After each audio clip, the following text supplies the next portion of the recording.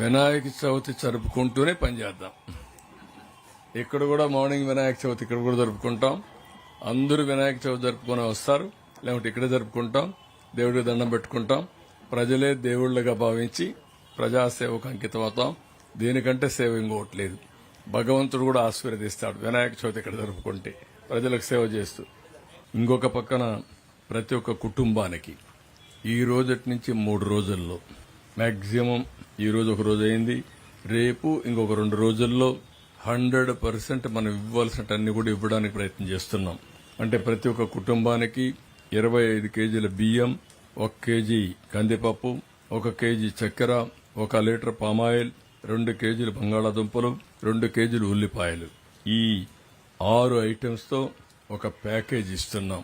నేను మళ్లీ చెప్తున్నా, ఇవన్నీ కూడా ఈ ప్రభుత్వం మీకు ఇచ్చే ఒక ప్యాకేజ్.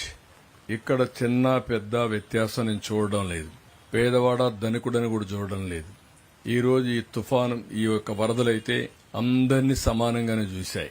కింది ఫ్లోర్ లో ఉంటే అందరూ కూడా బట్టలతో సహా పోగొట్టుకున్నారు.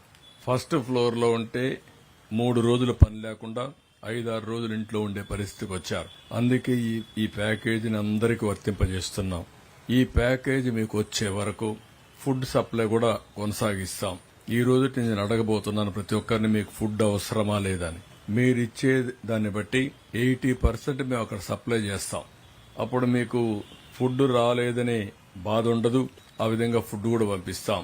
ఎప్పుడైతే ఏ రోజైతే ఈ ప్యాకేజీ మీకు ఇస్తామో ఆ రోజున మేము ఒక డ్రై ఫుడ్ కింద నూడిల్స్ 25 గ్రాములు ఇంటూ 6 150 గ్రాములు, యాపిల్స్ ఒక 6, బిస్కెట్స్ ఒక 6 పాకెట్లు, వాటర్ ఒక 6 లీటర్లు, మిల్క్ 50 ఇంటూ 4 2 లీటర్లు, మొత్తం కూడా ఈ 5 వాళ్ళకి అందజేస్తాం.